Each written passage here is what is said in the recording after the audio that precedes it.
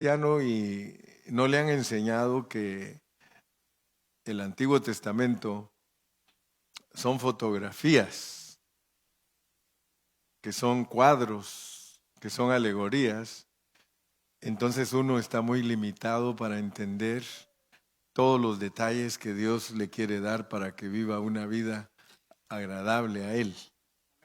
Se pierde toda la bendición de conocer los detalles. Y por eso muchos cristianos son muy pobrecitos, porque solo tienen el Nuevo Testamento. Y el Nuevo Testamento no les da los detalles de cómo deben vivir. Ahí solo se nos dicen en palabras simples que seamos santos, que somos salvos, que Cristo murió por nosotros, etcétera, etcétera. Pero no nos dice cómo debemos de vivir para adquirir lo que Dios quiere obtener de nosotros. ¿Verdad? Los cristianos que están pobrecitos, ellos creen que solo tienen que pedir y pedir y pedir. Pero cuando uno ya va creciendo en el conocimiento de Jesucristo, uno sabe que tiene que dar. Ahí me perdonan que vine malo de México, ¿verdad? Con mi garganta un poquito constipada, pero poquito a poco se nos va a ir quitando.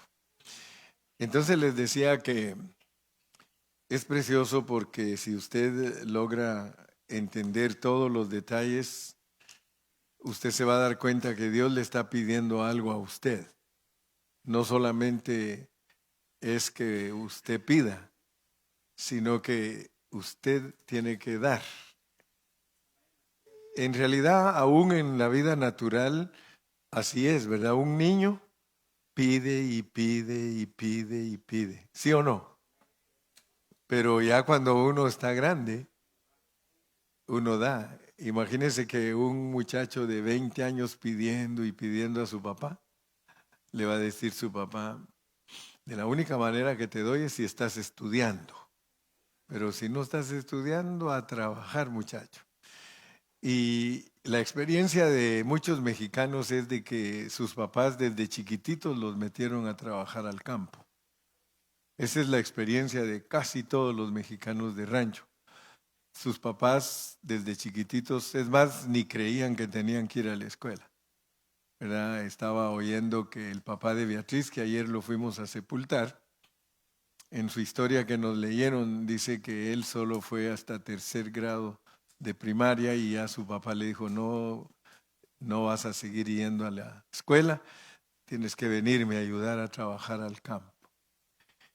Y eso lo que pasa es de que la persona no se desarrolla mucho intelectualmente, pero gracias a Dios porque él, aunque solo fue a 3º de primaria, sus hijos estudiaron, Beatriz es doctora, qué tremendo, ¿ah? Y su hijo también tiene bachelor's, yo creo que tiene maestría también, no sé si tiene maestría, ¿verdad? Juan también tiene maestría.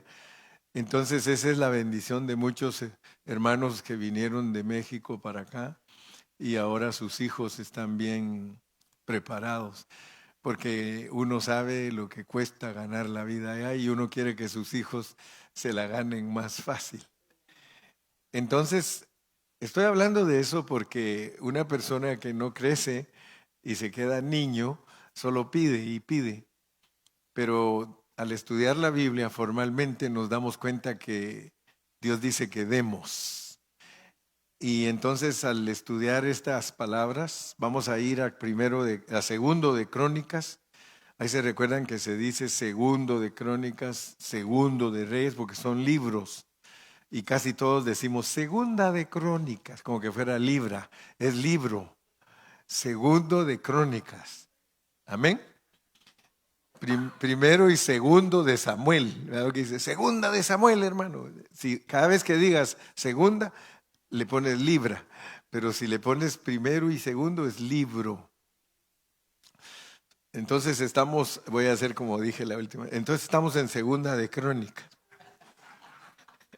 Estamos en 2 de Crónicas, capítulo 29. Y terminamos con el versículo 16, el último mensaje. dice, y entrando los sacerdotes dentro de la casa de Jehová para limpiarla, sacaron toda la inmundicia que hallaron en el templo de Jehová. Al atrio de la casa de Jehová. O sea que sacaron todo lo que estaba adentro y lo pusieron en el atrio. Y de allí los levitas la llevaron fuera al torrente de Cedrón. Estuvimos hablando de que si nosotros queremos entender bien la Biblia, nosotros tenemos que saber que los sacerdotes allí somos nosotros. La Biblia dice en el Nuevo Testamento que somos sacerdotes, reyes y sacerdotes. Entonces, cuando usted lee la Biblia y usted encuentra que ahí se habla de un rey y Dios le da todas las características de ese rey, cada vez que usted lo lea, usted debe saber que son aspectos de su vida, aspectos de mi vida como cristianos del Nuevo Testamento. O sea que todo el Antiguo Testamento debemos de aprender a interpretarlo. Esa tarea primero se nos va a acabar la vida, ¿verdad, Dani? No nos va a dar tiempo para conocer todos los detalles, pero por lo menos aprovechamos cada vez que nos reunimos. Y si usted se da cuenta, yo lo hago estudiar a usted. A veces hasta le digo, googlealo, para que vayas y te des cuenta que lo que está hablando el hermano Carrillo es algo cierto.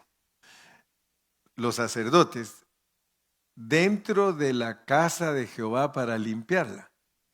Todos sabemos que en el Antiguo Testamento la casa de Jehová era el templo, pero en el Nuevo Testamento la casa de Jehová es la iglesia. Amén. Si no me cree, léalo en Hebreos 3:6. Ahí dice, pero Cristo sobre su casa, la cual casa somos nosotros. Entonces, yo le enseño a usted cómo interpretar el Antiguo Testamento para que usted tenga por seguro y con certeza lo que Dios le está pidiendo a usted como cristiano del Nuevo Testamento. En el Nuevo Testamento, usted es el templo. En el Antiguo Testamento, el templo era la casa de Jehová y había que limpiarla. Entonces usted ya sabe lo que Dios le está hablando, que usted, que es el templo, tiene que limpiarse. Muchos son cristianos por muchos años, pero tienen sucio su templo. O sea que estoy hablando de cosas espirituales. Yo no estoy hablando de apariencias, porque caras vemos y corazones no sabemos. Usted puede ver a una persona y la mira exteriormente, pero limpiar la casa y sacarle la inmundicia es que usted como cristiano y yo como cristiano debemos de ser personas santas, personas que estamos separados para Dios. Pero no al estilo católico, ¿verdad? Porque al estilo católico, desde chiquititos los declaran ya santitos a los católicos. Y por eso es que la Iglesia Católica engaña a los feligreses, porque les hace creer que desde que los bautizaron cuando eran chiquitos, que fueron investidos de Cristo. Así les dicen. Eso es lo que los curas enseñan. Ellos dicen, desde que te bautizaste en agua, fuiste investido de Cristo. Pero nosotros sabemos que eso es mentira. Por eso nosotros no nos engañamos. Limpiar la casa de Jehová es que nosotros estemos limpios internamente. Cuando Cristo estuvo aquí en la tierra, le dijo a los fariseos que ellos eran sepulcros blanqueados. Les dijo que ellos por fuera estaban muy elegantes con sus túnicas y todo, pero que sus corazones estaban podridos y enfermos.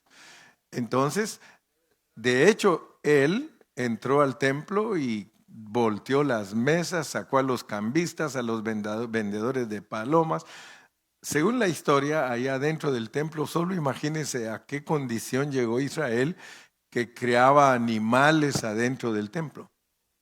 Por supuesto que esa es una lección para nosotros, que puede ser que nosotros, siendo los templos de Dios, hay muchos animalitos criándose adentro de nosotros, ¿verdad? Y por eso es que nos tenemos que limpiar. Y sacaron toda la inmundicia, gracias a Dios, porque estamos estudiando que Dios les dijo por medio de Ezequías. El rey Ezequías no se le va a olvidar a usted, yo creo que nunca, porque con Ezequías hemos aprendido cómo él se preocupó de reparar la casa de Jehová, limpiarla y que todo estuviera en orden. Entonces sacaron toda la inmundicia y la pusieron en el atrio. Ya saben que el atrio es la entrada del templo. El templo tiene atrio, lugar santo y lugar santísimo, que son son figura de nuestro cuerpo, nuestra alma y nuestro espíritu. Por eso es de que allá en el lugar santísimo venía la presencia de Dios. Eso indica que en nuestro espíritu está la presencia de Dios. Pero si nosotros ponemos atención a la enseñanza bíblica y nos ejercitamos, nosotros vamos a aprender mucho, porque el velo se rasgó. El velo se rasgó cuando Cristo murió en la cruz y desde entonces ya no hay lugar santo y santísimo, sino que todo se volvió santísimo, denotando, enseñando que cuando nosotros tenemos a Cristo en nosotros, si cooperamos con Él, Él va a ganar nuestras almas. Y entonces nuestro espíritu y nuestra alma se va a volver un solo lugar, que es que nuestro espíritu, que nosotros le permitimos a Cristo ganar nuestra alma, y entonces el templo de nosotros se vuelve un templo con puro lugar santísimo adentro. El cuerpo representa el atrio, pero el cuerpo se muere.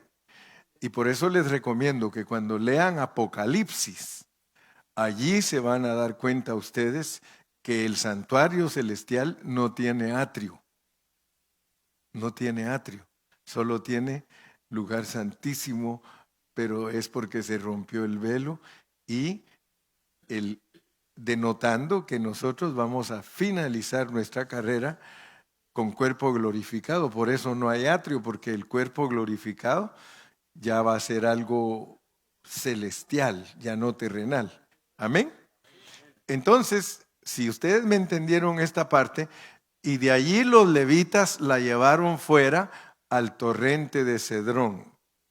Hoy cuando entré en esta noche me saludó Juanito Alencastro y me dijo, el torrente de Cedrón, ¿verdad, pastor? Así me recibió hoy.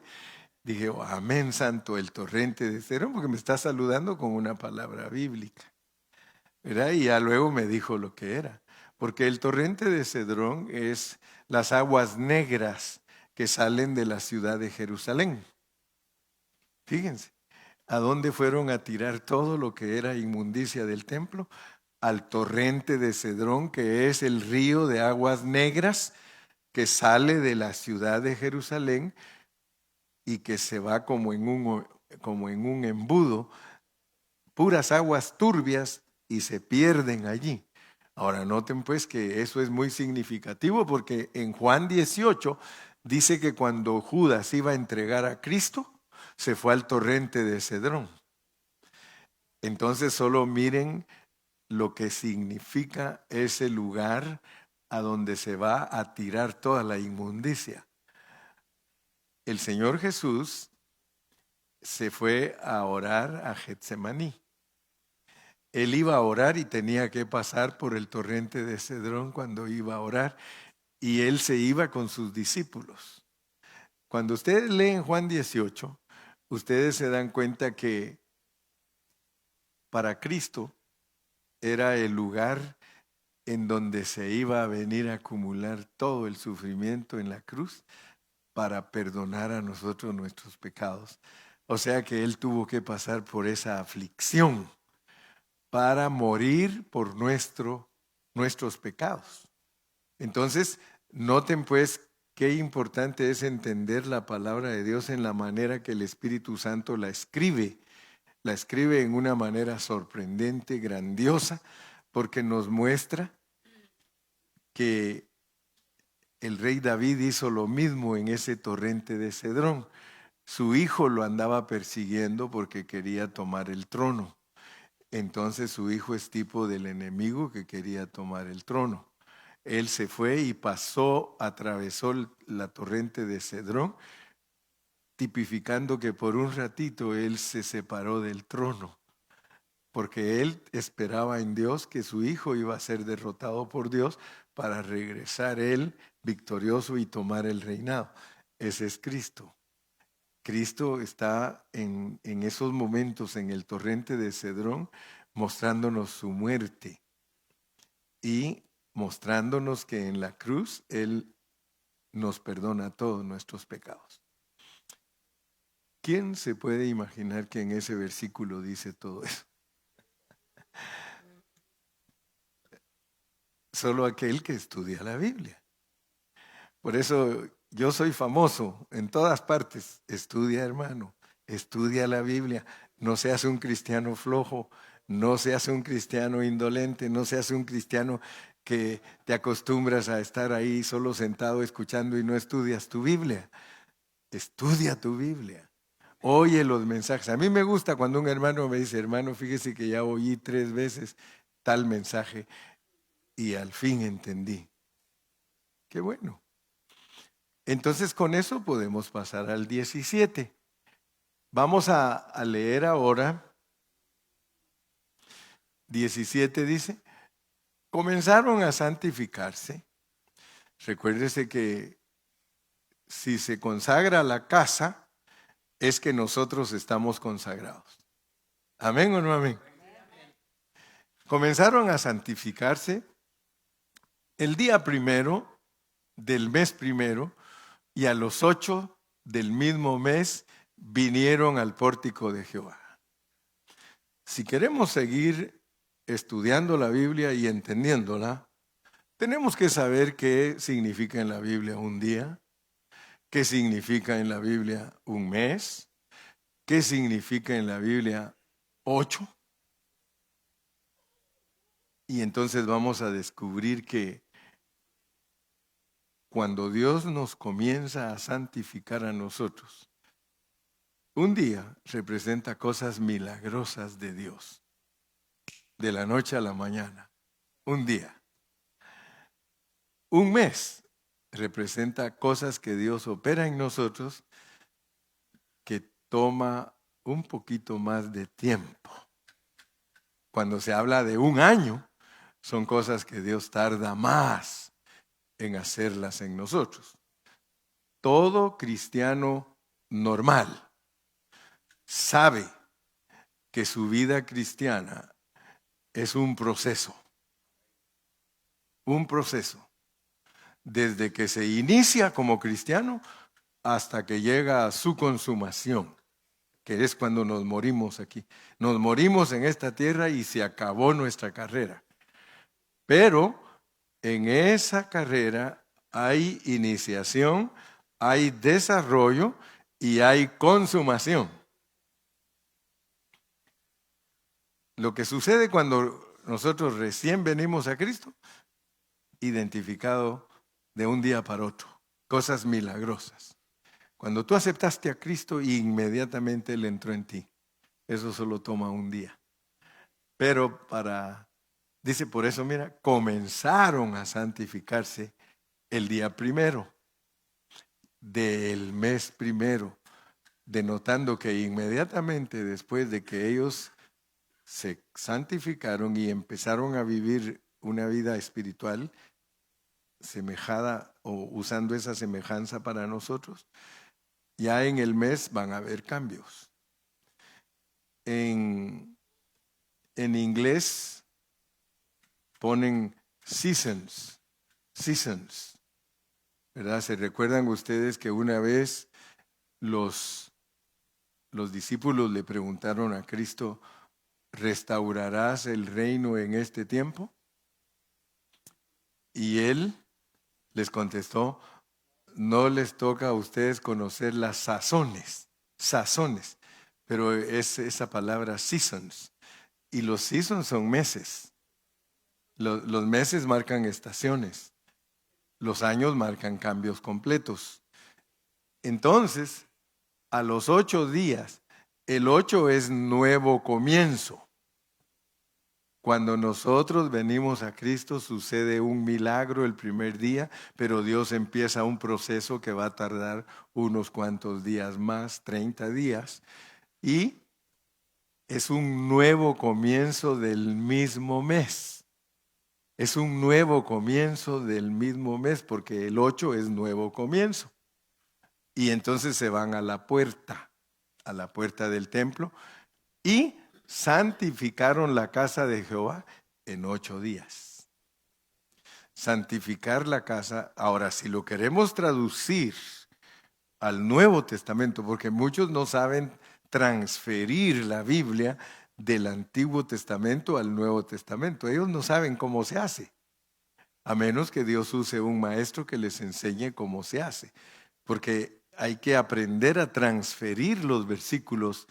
Por eso se dan cuenta ustedes que los cristianos que usan el Antiguo Testamento literalmente cometen errores.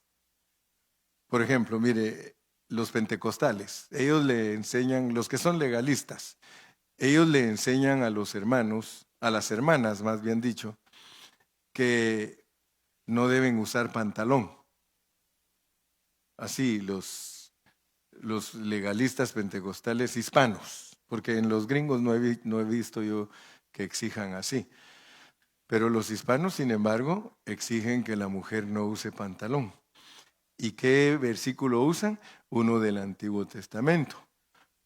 Ahora que usted ya sabe que las sombras son sombras, usted dice, esos hermanos viven sombras. Y quiero decirles, la mayoría de cristianos que no estudia la Biblia, la mezcla de Antiguo y Nuevo Testamento, esa mezcla, y entonces están pidiendo cosas que son sombras. Ellos usan Proverbios 22:5, donde dice, no usará la mujer traje de hombre, traje de varón. Pero ¿cómo pasamos esa enseñanza para el Nuevo Testamento? Es muy sencillo. Si allá dice que la mujer no use traje de varón, en el Nuevo Testamento significa que la mujer no tome el lugar del hombre. Si la mujer se viste de hombre, ¿a quién confunde? A los niños. ¿Por qué? Porque los niños dicen, ¿y quién es el papá? ¿Verdad? Y por eso es, bueno, gracias a Dios que las mujeres hoy día, al aplicar ese versículo, yo me recuerdo que había un pastor que era bien legalista, y le dijo a la esposa, le dijo a la hermana de la iglesia, le dijo, hermana, es que tú andas vestida de hombre, andas con pantalón. Y entonces ella dijo, espéreme, pastor, ahorita me voy a ir a poner una falda. Y se metió al cuarto y se puso una falda y traía el pantalón y le dijo al pastor, le regalo este pantalón porque dice usted que es de hombre. Y él dijo, no, ese es de mujer. ¿En qué quedamos pues? Porque el pantalón que es de mujer. No lo hacen en estilo de hombre. Yo a veces me he confundido porque mi esposa pone la ropa y me meto el dedo y me dice, Gilberto, y como los dos estamos de buen tamaño, me queda, pero digo, este no tiene bolsas, es de mujer. Pero noten pues que no se puede traer los versículos del Antiguo Testamento al Nuevo como una realidad, porque es una sombra. ¿Me explico? Entonces, gracias a Dios que aquí nos está hablando de que nuestra limpieza de nuestro templo, because we are the temple of the Spirit of the Lord. Somos el templo del Espíritu de Dios. Y nuestro templo se comienza a santificar desde el primer día que aceptamos a Cristo, pero lo tenemos que hacer en un nuevo comienzo. We have to clean the house of the Lord, that is us, in a new beginning. Our life has to have a new beginning. Nuestra vida tiene que tener un nuevo comienzo. Por eso no podemos ser cristianos y seguir siendo como éramos antes de venir a Cristo, porque entonces no estamos limpiando el templo. ¿Verdad? Si tú sigues siendo el mismo de mal carácter, el mismo peleonero, el mismo que no atinas, entonces no has limpiado el templo. En un nuevo comienzo, versículo 18. Entonces vinieron al rey Ezequías y le dijeron: ya hemos limpiado toda la casa de Jehová, el altar del holocausto y todos sus instrumentos, y la mesa de la proposición con todos sus utensilios. Aquí ya tenemos que aprender a ejercitarnos más, porque aquí al llegar a Ezequiel le dice: ya hemos limpiado toda la casa de Jehová. Está hablando de nosotros. Ya hemos limpiado toda la casa de Jehová. Mira cómo nos va a preparar ahorita, porque del versículo 10 al 20 ustedes van a ver qué nos va a mostrar Dios. ¿Qué es verdaderamente limpiar el templo? Porque aquí dice que se arregló todo. Mire, el altar del holocausto. Ahorita en un ratito vamos a hablar de lo que es el holocausto. Y todos sus instrumentos. Ustedes saben que las cucharas, las tijeras, las lámparas, todo eso son utensilios del templo. Somos todos nosotros. Somos utensilios del templo. Y como todos son usados para hacer cosas santas adentro del templo, todo tenía que purificarse y limpiarse. Mire, todos los instrumentos. Y la mesa de la proposición, o sea que era donde se ponía el pan se presentaba todos los días, eran panes perfumados. Imagínense, es la palabra de Dios. Dicho en otras palabras, valga la redundancia, cuando nosotros hablamos de limpiar la mesa y los instrumentos y la mesa de los panes, está hablando de la palabra con todos sus utensilios. Cada vez que Dios nos habla de utensilios, somos nosotros los utensilios, nosotros somos los vasos, nosotros somos todos los instrumentos que usa Dios para operar en su casa. Por eso todos tenemos que ser santos. Yo no sé a los ojos de Dios qué clase de instrumento eres tú, si eres una tenacita para remover ahí algo, si eres un vasito donde se toma algo, o si eres la mesa donde se pone el pan. Todos sus utensilios. Versículo 19.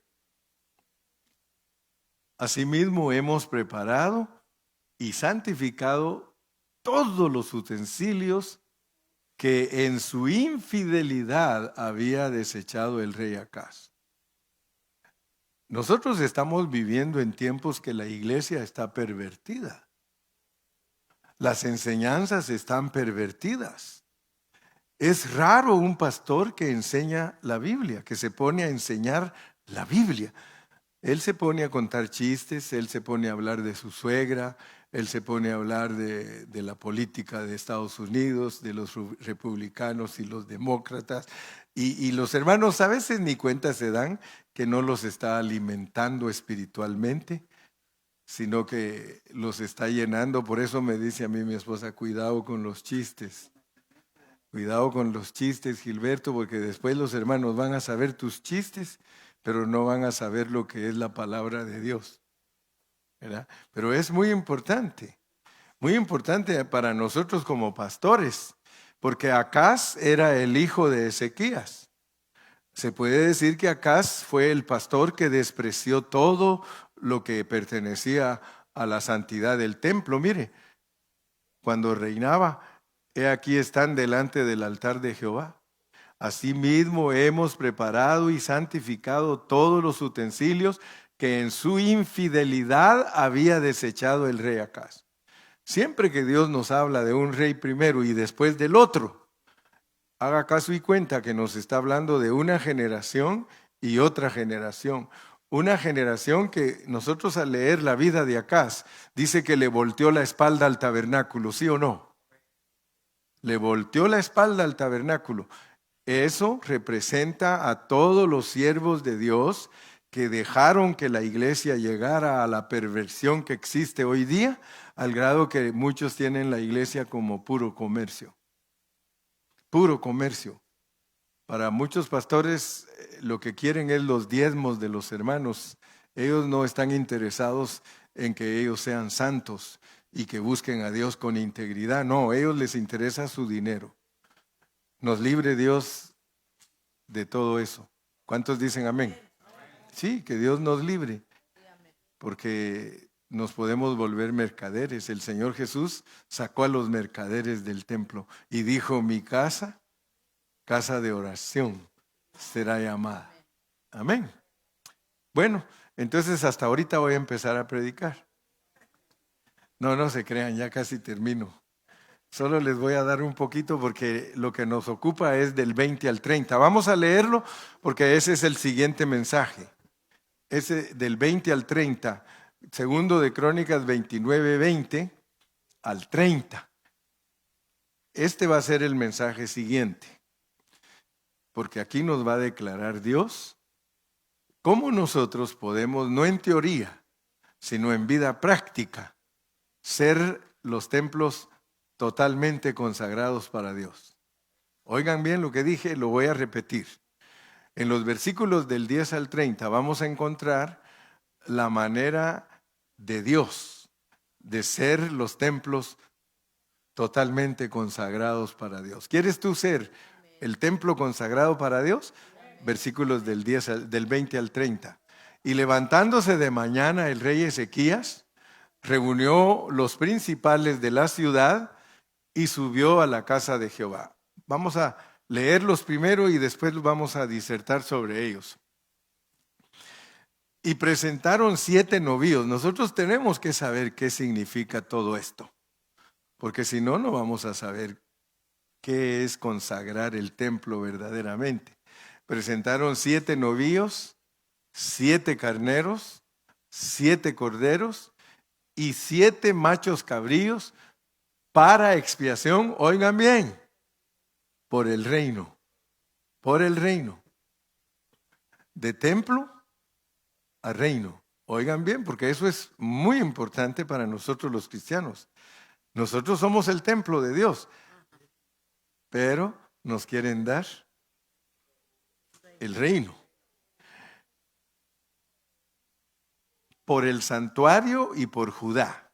Va a haber expiación con expresión séptuple.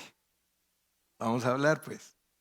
Va a haber expiación séptuple por el reino, por el santuario y por Judá. Y dijo a los sacerdotes hijos de Aarón que los ofreciesen sobre el altar de Jehová. 22. Mataron pues los novillos y los sacerdotes recibieron la sangre y la esparcieron sobre el altar. Mataron luego los carneros y esparcieron la sangre sobre el altar. Asimismo mataron los corderos y esparcieron la sangre sobre el altar. 23. Después hicieron acercar delante del rey y de la multitud los machos cabríos para la expiación y pusieron sobre ellos sus manos. Y los sacerdotes los mataron e hicieron ofrenda de expiación con la sangre de ellos sobre el altar para reconciliar a todo Israel, porque por todo Israel mandó el rey hacer el holocausto y la expiación. Puso también levitas en la casa de Jehová con címbalos, salterios y arpas, conforme al mandamiento de David, de Gad, vidente del rey, y del profeta Natán, porque aquel mandamiento procedía de Jehová por medio de sus profetas. Y los levitas estaban con los instrumentos de David y los sacerdotes con trompetas. Entonces mandó Ezequías sacrificar el holocausto en el altar. Y cuando comenzó el holocausto, comenzó también el cántico de Jehová con las trompetas y los instrumentos de David, rey de Israel. Y toda la multitud adoraba, y los cantores cantaban, y los trompeteros sonaban las trompetas. Todo esto duró hasta consumirse el holocausto. Y cuando acabaron de ofrecer, se inclinó el rey y todos los que con él estaban y adoraron.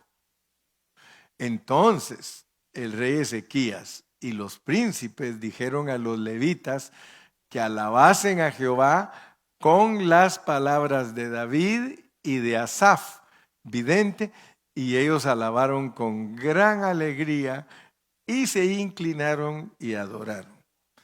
Sería bueno que todos supiéramos lo que significa todo eso, ¿verdad? ¿No les dan ganas a ustedes de saber lo que significa todo eso? Yo tomé mis notas, porque siempre Dios me inspira para escribir algo, y le puse como título La consagración del templo. Y puse, gracias a Dios que estamos entendiendo la realidad de la sombra. Así que para continuar con el desarrollo de dicha sombra, es necesario que cada vez que estudiemos, nos ejercitemos en recibir, oigan esto, porque esto es clave, en recibir lo subliminal de todas estas enseñanzas. Ustedes saben que una canción tiene lenguaje subliminal, o sea que le ministra a la gente. Muchos de nosotros oímos canciones de cuando estábamos jovencitos. Y cuando esas canciones las oímos hoy, nos acordamos de nuestra novia, de la vida que vivíamos, etcétera, etcétera. ¿Verdad? O sea que las canciones tienen mensaje subliminal. Hubo un tiempo que los hermanos estaban preocupados porque oían los cantos cristianos y los hacían al revés. No sé cuántos de ustedes se recuerdan que hacían los discos al revés para ver. Y siempre al revés también habla.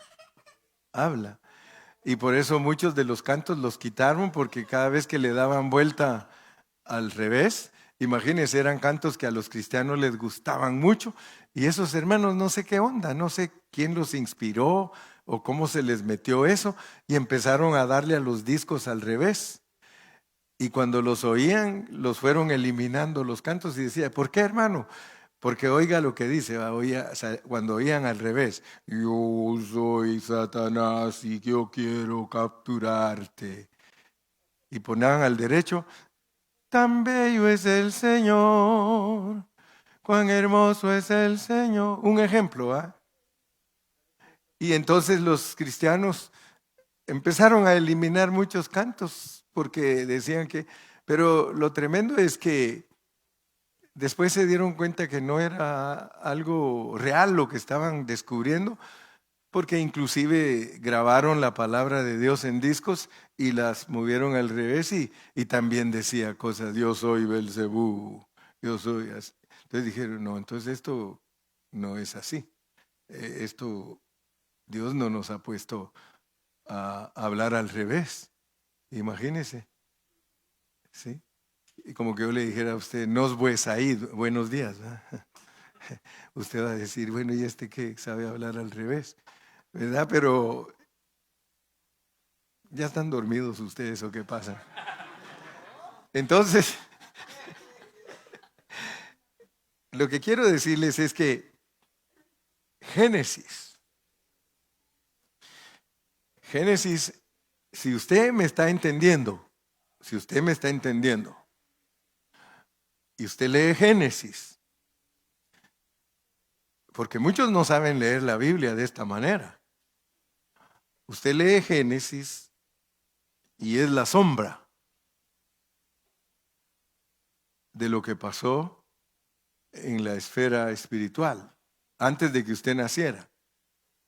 Antes de que usted naciera, Génesis habla de Adán y Eva para que usted entienda lo que les pasó, lo que pasó con Adán y Eva en la esfera espiritual. O sea que Génesis es sombra para ver para atrás y es sombra para ver para adelante. ¿Verdad? Pero uno debe de saber identificar la realidad y la sombra.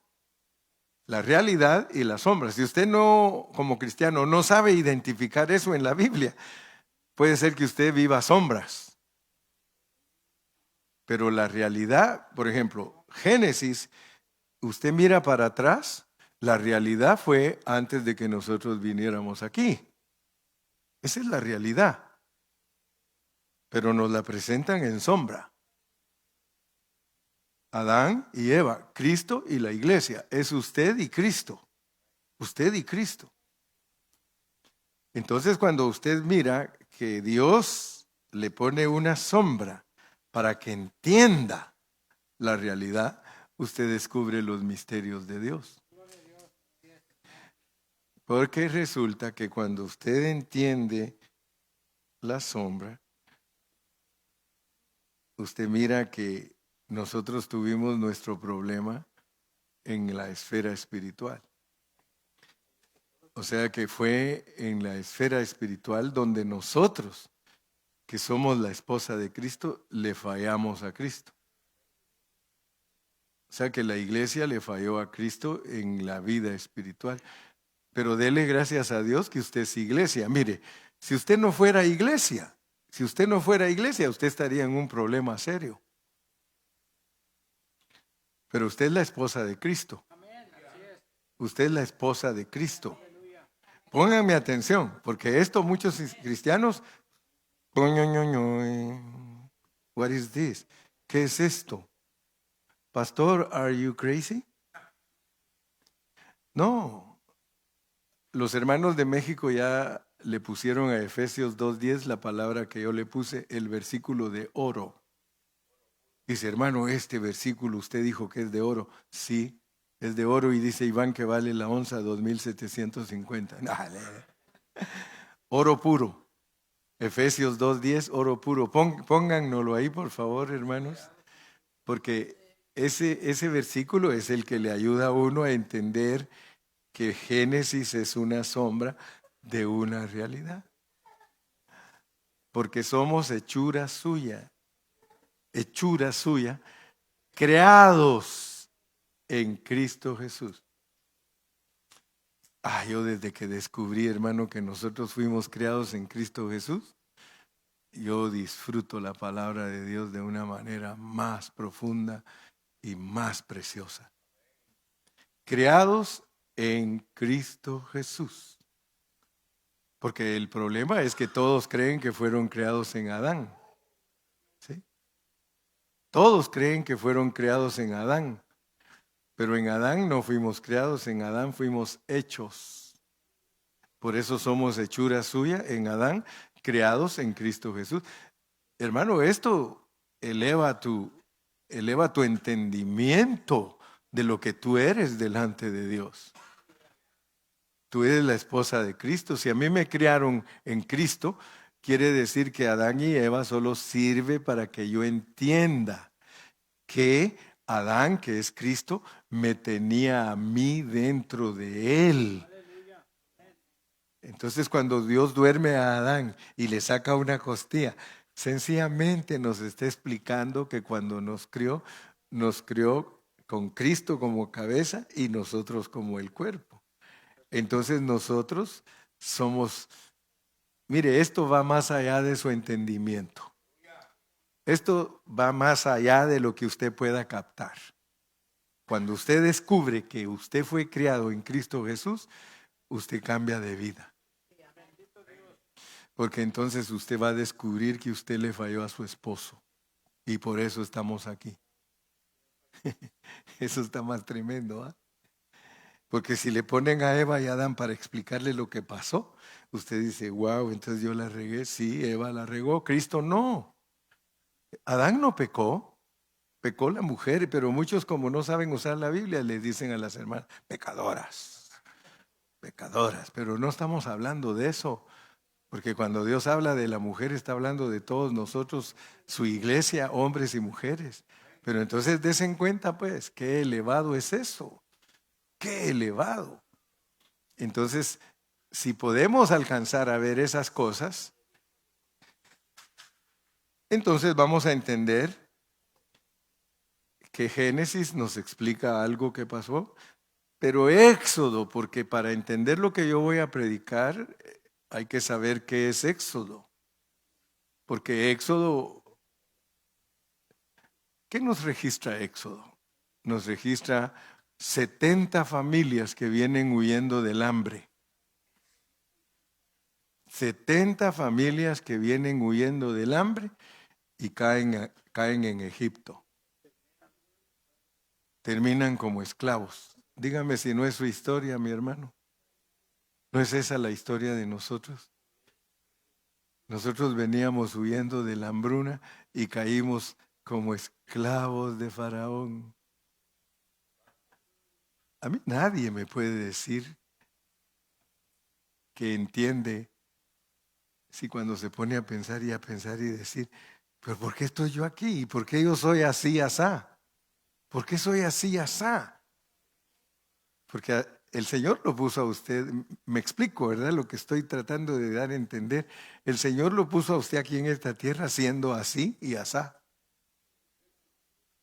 Y entonces a usted tiene que ir encontrando las respuestas, porque nos pusieron presos. Aquí es estar presos, hermano. Y por eso cuando uno no ha venido a Cristo, uno es preso del diablo, pero cuando uno ya viene a Cristo, uno es preso de Cristo. Pero aquí no se habla de gente libre, aquí se habla de prisioneros. Entonces quiere decir, hermano, que a veces no hemos entendido profundamente el propósito porque somos prisioneros. Cuando uno no había venido a Cristo, uno era prisionero del diablo. Pero cuando uno ya entiende lo que es venir a Cristo, dice Pablo, somos ahora prisioneros de Cristo. Hermano, ¿alguna vez ha visto usted a Cristo como su cárcel? Porque si a mí me dicen que soy prisionero de Cristo, Cristo es mi cárcel. Pablo dice, yo pues preso en el Señor. O sea que cuando Pablo miraba a Cristo, dice, ahí va mi cárcel. ¿Sí? ¿Sí? No, algunos hoy día pasa a la esposa, ahí va mi martirio. O el esposo, la esposa, ahí va mi martirio. Ahí me cae, ¿cómo dice? Ahí va la tóxica. Ya le cambió la hermana, pero...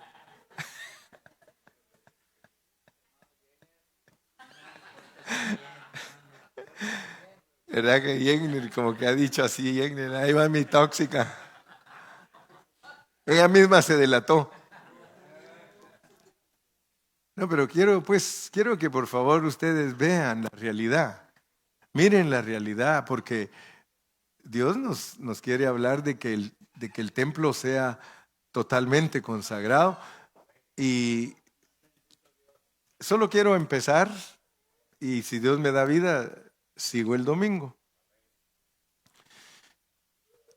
Regresemos a Segundo de Crónicas, capítulo 29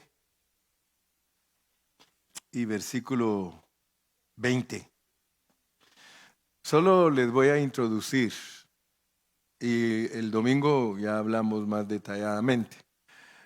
Y levantándose de mañana el rey Ezequías reunió a los principales de la ciudad y subió a la casa de Jehová.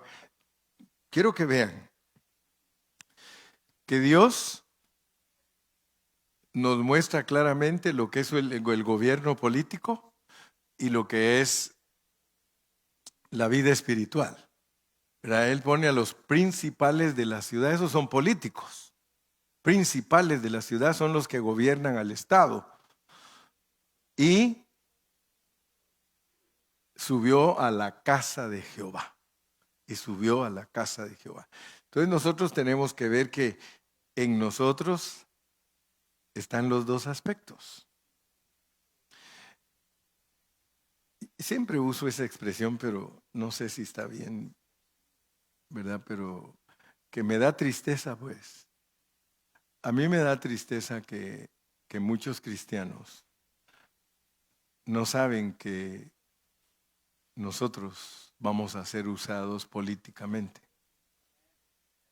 Yo ahorita pues soy el hermano Carrillo, el hermano Gilberto, y no tengo nada que ver con la política.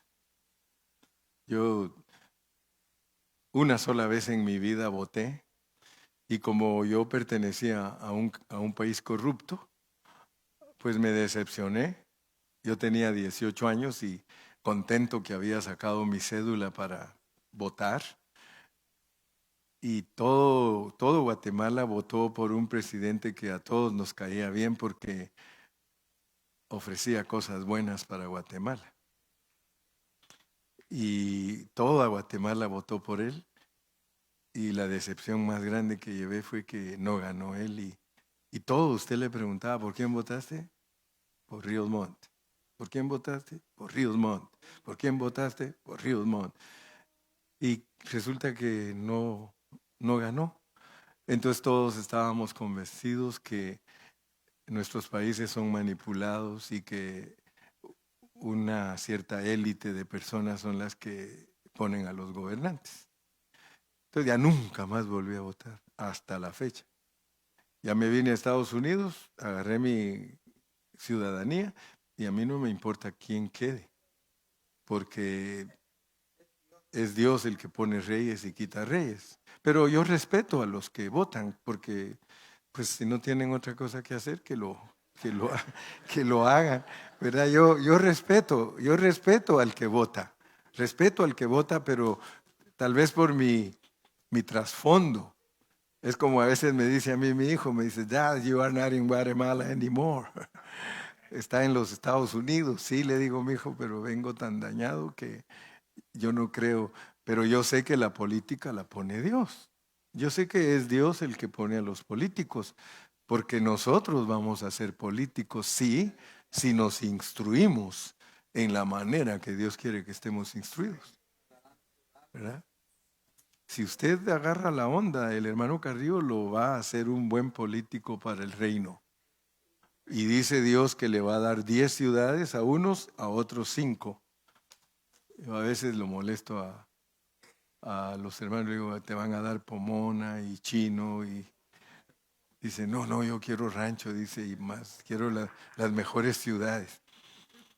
Pero si Dios no fuera político, hermanos, nunca nos hubiera dado el libro de Daniel, donde él descubre toda la política del mundo entero y la representa con una estatua bien grande, con cabeza de oro, pecho de plata, estómago de bronce y piernas de hierro con barro.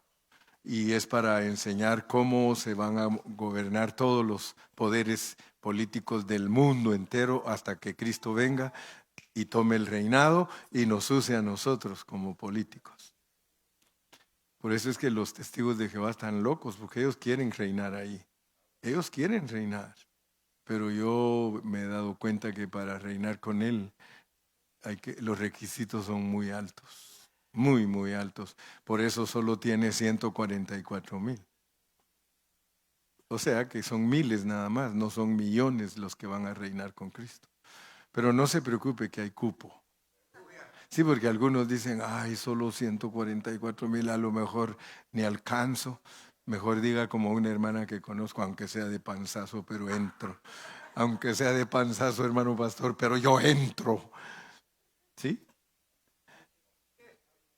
Entonces, reunió, recuérdense que nosotros somos personas no solo espirituales, somos políticos, pero no nos ha llegado nuestro turno. Cuando nos llegue nuestro turno, vamos a estar preparados.